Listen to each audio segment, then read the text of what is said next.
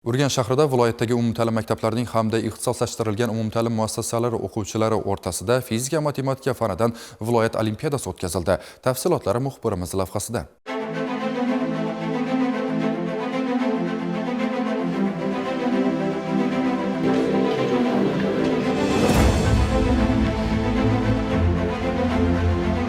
O'quvchi yoshlarning bilim va salohiyatini yuksaltirishda, ular o'zlarining qobiliyatlarini to'laqonli namoyon etishlarida hamda ular orasida sog'lom raqobat muhitini shakllantirishda o'tkazilayotgan turli fan olimpiadalarining o'rni alohida hisoblanadi. Shundan kelib chiqqan holda Urganch shahridagi Jaloliddin Manguberdi harbiy akademik litsey tashabbusi bilan 9-sinf o'quvchilar o'rtasida Jaloliddin izdoshlari vatanimiz posbonlari shiori ostidagi fizika matematika fan olimpiadasi ham ayni maqsadga xizmat qilishi bilan ahamiyatli edi. Aytish kerakki, 3-marotaba o'tkazilayotgan ushbu fan olimpiadasiga bu yil ham viloyatimizdagi eng kuchli, eng bilimli, iqtidorli o'quvchilar jam bo'lganligiga guvoh bo'lish mumkin. Olimpiadaning ochilish tadbirida so'zga chiqqanlar bugungi kunda yurtimizda yoshlarni harbiy vatanparvarlik ruhida tarbiyalash, ularni vatan himoyasidek sharafli kasbga yo'naltirish borasida bir qancha ishlar qilinayotganligi va bu g'oyalar ushbu fan olimpiadasining ham asosiy maqsadi ekanligi haqida to'xtaldilar. Yoshlarimizni vataniga, xalqiga xizmat qilishga chorlash maqsadida ana shu fan olimpiadasini tashkillashtirganmiz. Qolaversa, oldimizda bilasizlar 14-yanvar Vatan himoyachilari kuni turibdi. Bu ham bizni olimpiadamizga bir qanaqadir bir turtki bo'ldi. Yaqinda muhtaram prezidentimizning O'zbekiston Respublikasi Qurolli kuchlarining 34 yilligini tashkil etish va o'tkazish to'g'risidagi farmonlari chiqdi.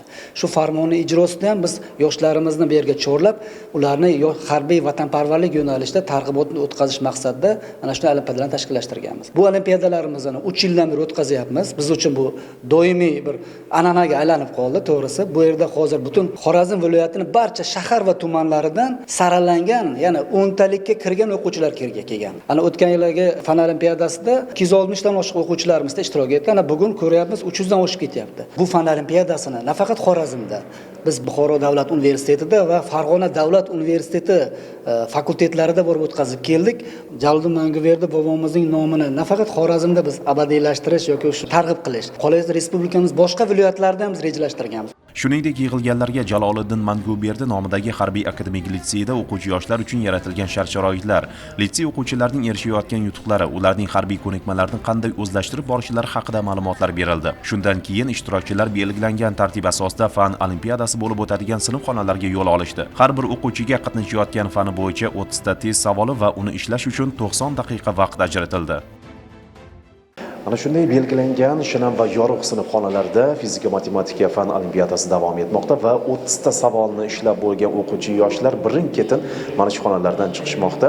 Albatta ularni suhbatga tortishga harakat qilamiz. Mana navbatdagi o'quvchi chiqib kelyapti.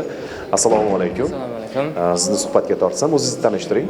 Tozimboyev Shohjahon, 28-maktabdan, Yangibozor tumanida 9-sinfda o'qiyman.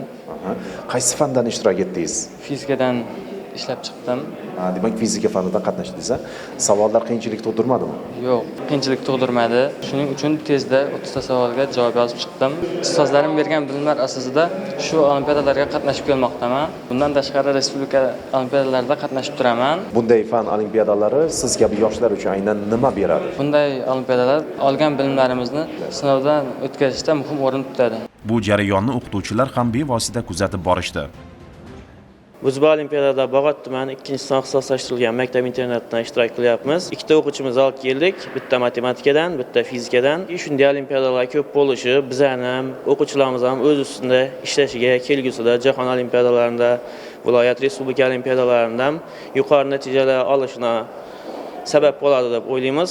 Ushbu olimpiada doirasida biz harbiy akademik litseyda yaratilgan sharoitlar bilan yaqindan tanishdik, guvohi bo'ldik. Fan olimpiada ishtirokchilari ham bu yerda tahsil olayotgan o'quvchilar ham kelajakda vatanimiz taraqqiyotiga hissa qo'shadigan yetuk kadrlar bo'lib yetishadi.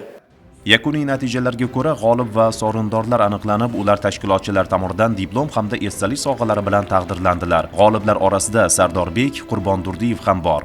Men mana shu matematika, fizika fanlaridan bo'lgan olimpiadada fizika fanidan faxriy birinchi o'rinni oldim. Men bundan juda xursandman. Aytish kerakki, bu kabi fan olimpiadalari o'quvchi yoshlar uchun katta tajriba maktabi vazifasini o'tab, kelgusida o'tkaziladigan respublika va xalqaro miqyosdagi nufuzli tanlovlarda munosib ishtirok etishlarida zamin yaratadi.